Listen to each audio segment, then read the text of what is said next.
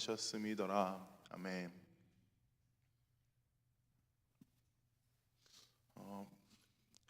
매일 이 새벽 예배나 아니면 이 생명의 삶 교제로 큐티를 하고 계신 분들은 오늘 이 말씀이 어떤 상황인지를 잘 이해하실 것 같습니다. 우리가 계속 한 흐름과 한 맥을 가지고 이 긴 시간 동안 사무엘 상하를 보고 있기 때문에 이 장면을 이해하는 데는 크게 무리가 없을 것이라고 생각이 됩니다. 반대로 한동안 좀 뜸하다가 아침에 나오신 분들이 계신다면, 그리고 또 오늘 무슨 이유인지 모르겠지만 어쨌든 하나님이 주시는 마음으로 이 영상을 클릭하는 분들이 분명히 있을 줄 압니다. 그 분들의 설교의 이해를 돕기 위해서 지금 현재 사무엘 하에서 전개되고 있는 이스라엘의 상황, 이 다윗 왕의 상황을 짧게 정리하고 그들의 설교를 조금 도와드리는 시간을 갖기를 원합니다. 그래서 많은 디테일을 좀 제외하고요, 말씀 이해를 위해서 최소한의 정보들만 좀 제공해 드리자면 이렇습니다. 다윗에게는 한 아들이 있었는데 그 아들은 압살롬이라는 사람입니다. 사실 다윗에겐 다른 아들도 있었는데 다른 아들들보다 이 압살롬이 난 사람이었었던 것 같습니다. 사람들에게 인기도 많았었던 것 같아요. 사무엘하 15장을 보면 우리는 압살롬의 평판이 이스라엘 사람들에게 굉장히 좋았음을 알 수 있습니다. 또한 이 압살롬은 야망가였습니다. 사람 중에 자기가 잘생기거나 이쁜 사람들, 이쁜 것을 아는 사람들이 하는 그런 얌체 같은 행동들이 좀 있습니다. 그런 것처럼 이 압살롬도 사람들이 자신을 좋아하는 것을 알고 큰 그림을 그리기 시작합니다. 자신이 품고 있었던 그 욕망, 이스라엘 왕의 자리에 앉는 것에 대한 노골적인 마음을 드러내고 결국에는 아버지인 다윗을 배신하고 쿠데타를 일으킵니다. 제가 지금 방금 말씀드린 이 모든 장면이 이 사무엘하 15장 전반부에 기록이 되어 있습니다. 그 이후 어떤 일이 일어나냐 하면 사무엘하 후반부 15장 후반부부터 살펴보면 이 압살롬의 쿠데타는 성공으로 가게 되고 있는 것 같습니다. 다윗은 압살롬을 피해 다니면서 온갖 수모를 겪었고 또 압살롬은 계속 승승장구하며 예루살렘까지 진격하고 있는 모습을 우리는 볼 수 있습니다. 이것이 우리가 어제 읽었던 사무엘하 16장까지의 모습입니다. 그리고 이것이 오늘 말씀을 이해하기 위한 대략적인 설명을 끝낸 것입니다. 그러니까 쉽게 두 줄로 정리해서 얘기를 해보면 다윗에게는 아들이 있었는데 그 아들이 다윗을 배신하고 지금 왕이 되려고 한다 정도로 이해하시고 오늘 본문 말씀을 읽어보면 될 것 같습니다. 계속해서 오늘 본문을 살펴보길 원하는데 오늘 우리가 읽은 본문의 말씀은 이 압살롬의 쿠데타가 계속해서 이어지고 있는 장면을 말해주고 있습니다. 기세가 등등했던 압살롬은 표면적으로 큰 성공을 거둔 것 같이 지금 보이기는 합니다. 하지만 그렇다고 해서 아직 이들의 쿠데타가 아니면 이들의 이 작업이 완전히 끝난 것은 아닙니다. 왜냐하면 다윗이 살아있잖아요. 그러니까 자기들이 왕이 되려고 했는데 그 왕이 원래의 왕이 버젓이 살아있는 겁니다. 그러니까 이 쿠데타는 이 압살롬의 계획은 언제 제대로 끝날 수 있게 되냐 하면 다윗이 죽어야 끝이 납니다. 그래서 압살롬은 어떻게 이제 자기가 다윗을 죽여서 자기가 만들어낸 이 쿠데타를 목적에 맞게 마무리할 것인가를 고민하면서 이제 자신의 부하인 아히도벨과 후세를 통해서 다윗을 죽일 계략을 듣는 장면이 오늘 우리가 읽은 17장 1절부터 14절까지의 장면입니다. 그래서 오늘 이 두 사람의 계략을 한 번씩 살펴보고 결국에는 이들이 어떤 계략을 선택하게 되었는지를 살펴보면서 오늘 설교를 계속 진행하기를 원합니다. 이 두 명 아히도벨과 후세의 계략을 한번 살펴보도록 하겠습니다. 17장 1절부터 4절은 아히도벨의 계략이 나옵니다. 아히도벨의 계략을 정리해서 얘기를 해보면 압살롬에게 말하기를 지금 당장 자신에게 12,000명 정도를 줘서 다윗의 군대를 따라가서 지쳐있는 다윗의 군대에게 겁을 주고 그 사기를 떨어뜨린 후에 사람을 모두 다 죽여버리는 것이 아니라 다윗만 죽이고 난 후에 그 사기가 떨어졌던 백성들을 아니면 그 군사들을 다시 한번 포로로 데리고 오거나 어쨌든 데리고 와서 압살롬의 세력에 속하게 만든다가 이 아히도벨의 계략입니다. 굉장히 맞는 이야기 같습니다. 전쟁을 하셨거나 해보진 않으셨겠지만 뭐 전쟁에 관심이 있으셨거나 아니면 예전에 그 전쟁사라든지 역사를 봐보신 분들을 아시면 기세가 떨어졌을 때는 무조건 쫓아가서 그 사람들의 말살시켜 버리거나 취할 이득을 취하는 것이 전쟁의 기본입니다. 지금 그에 따르면 아히도벨은 굉장히 맞는 이야기를 하고 있는 것 같아요. 또한 이 아히도벨이 이야기한 계략은 서로가 피해를 보지 않고 이 다윗만 최적화로 죽일 수 있는 방법입니다. 사기가 떨어졌을 때 더 압도적인 군사로 쳐들어가서 그들의 사기를 떨어뜨려서 항복하게 만들거나 도망가게 만들어서 이 인명 피해를 최소화할 수 있고 그 최소화된 인명 피해를 자기의 것으로 만들 수 있는 굉장히 좋은 계략이 이 아히도벨의 계략이었습니다. 그리고 실제로 이 17장 4절을 보게 되면 처음에 아히도벨이 이 이야기를 했을 때의 이스라엘의 장로들과 압살롬이 괜찮은 계략이라고 생각을 하게 됩니다. 그리고 반대로 이제 압살롬이 후세라는 사람을 불러서 계략을 들어보는 겁니다. 이 후세라는 사람이 이야기한 계략은 이런 것입니다.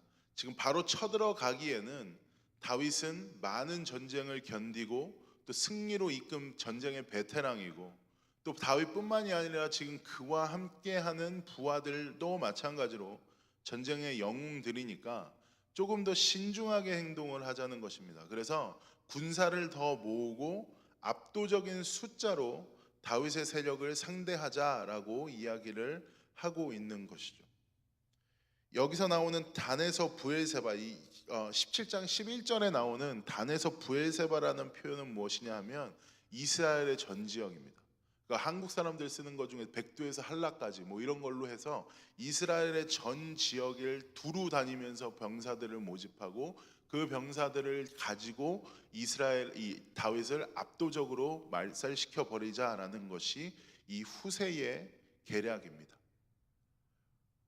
전쟁에 대해서 잘 모르더라도 우리는 후세의 계략이 압살롬에게 이득이 되는 것이 아니라 다윗에게 이득이 되는 것을 잘 알 수 있습니다.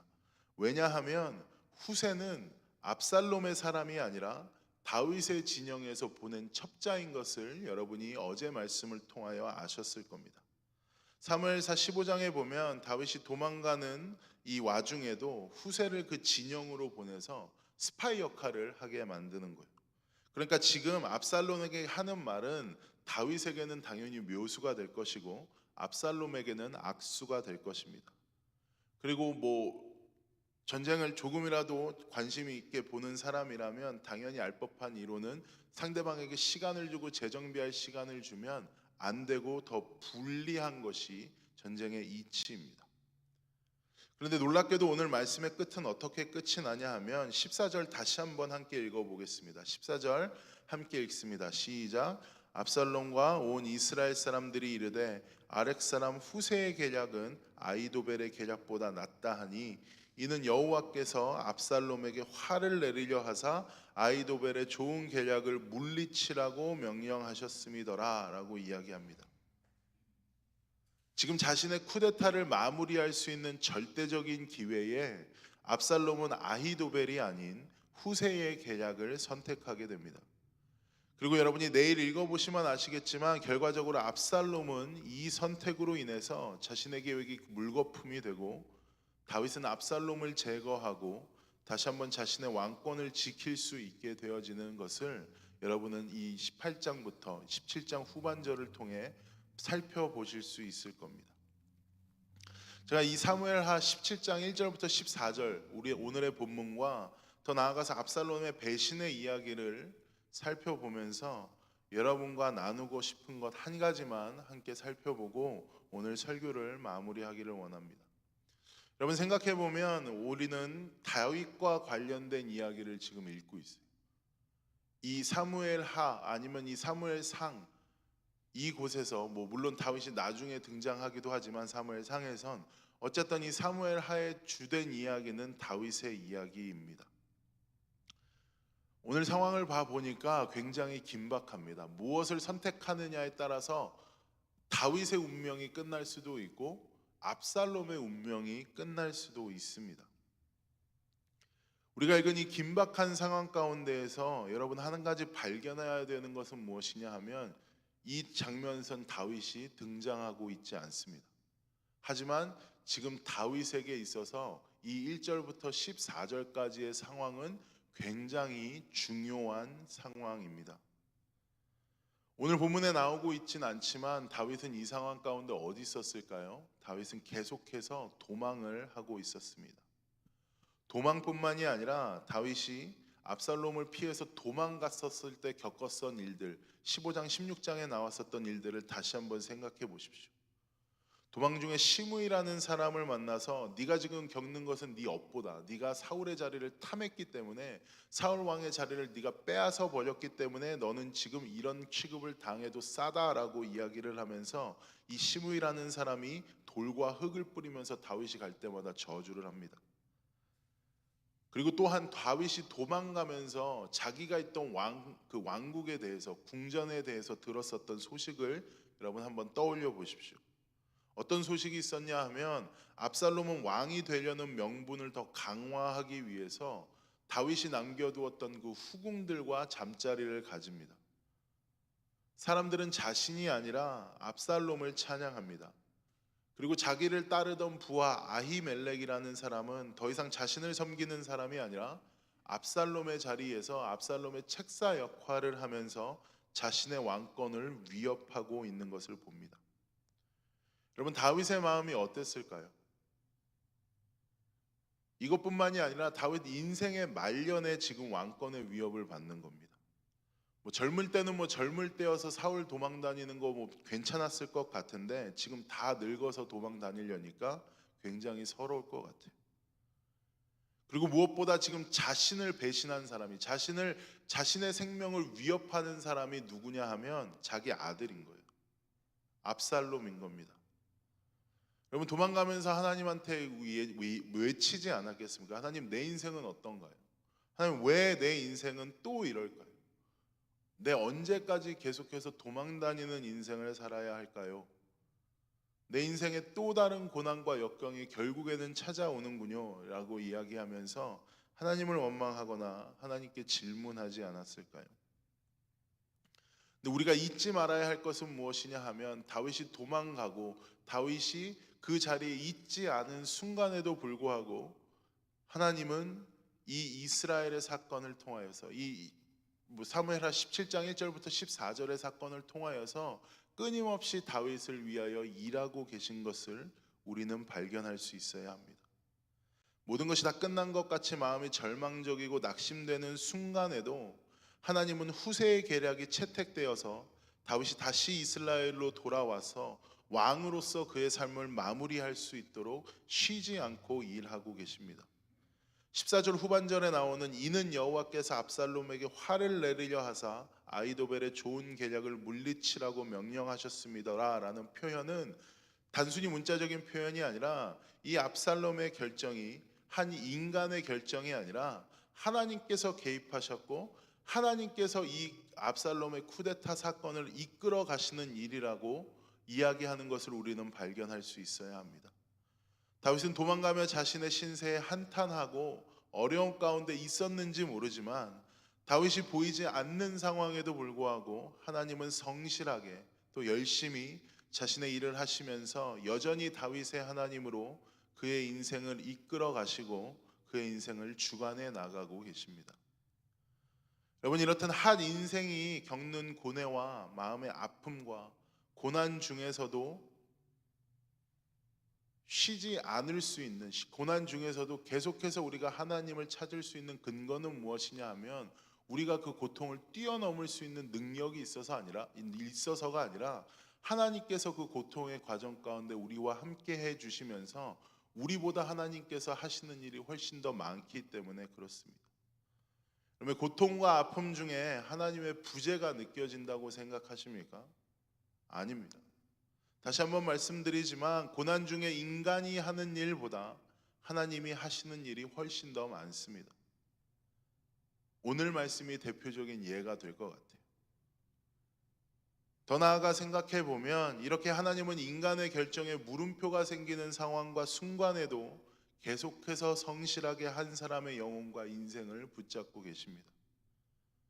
그렇기 때문에 지금 우리가 살아가는 이 하루가 내 보기에는 별 볼 일 없는 것 같고, 내가 고난 가운데 있다고 생각되고 내 마음이 괴롭고, 때로는 내 상황과 처지로 인하여서 불평과 불만이 나오고 아프고 상처로 무기력하게 보내는 이 순간이라 할지라도, 지금 우리가 살아가야 하는 이 하루라 할지라도, 사실은 하나님께서 보이지 않는 열심으로 자신의 일을 하고 계시는 순간이라는 것입니다. 그렇기 때문에 우리는 우리에게 허락하신 이 하루를 통해서 원한다면 언제나 우리와 함께 계시는 하나님, 우리를 위하여 일하시는 하나님을 발견할 수 있습니다. 단지 지금 하나님보다 우리가 겪고 있는 상황이 조금 더 커 보이기에 하나님이 보이지 않는 것일 뿐, 하나님께서는 계속해서 매 순간순간 우리의 안녕과 우리의 의와 우리의 선하게 됨과 우리의 자녀됨을 위하여 쉬지 않고 일하고 계신 분임을 우리는 깨달아야 합니다. 하나님이 한번 선택한 다윗의 인생을 이끄시면서 보호하시고 때론 꾸짖으시면서 깨달음을 주시고 하나님의 자녀답게 살아가고자 원하셨기 때문에 하나님께서 다윗의 인생을 끝까지 책임지시며 이끌어 가셨듯, 우리 또한 하나님께서 우리를 바라보시며 동일한 마음, 다윗을 가지면서 가졌던 동일한 마음을 가지고 계십니다. 다윗을 향한 그 언약을 성취해 가셨듯 하나님께서는 우리가 생각할 수 없는 방법으로 우리를 지키시고 또 주권을 가지시고 때론 우리를 꾸짖으실 것이고 때론 깨달음을 주실 것이며 우리를 더욱더 하나님의 자녀답게 살 수 있도록 친히 우리의 삶을 지금도 오늘도 내일도 앞으로 영원히 끌고 가실 것입니다.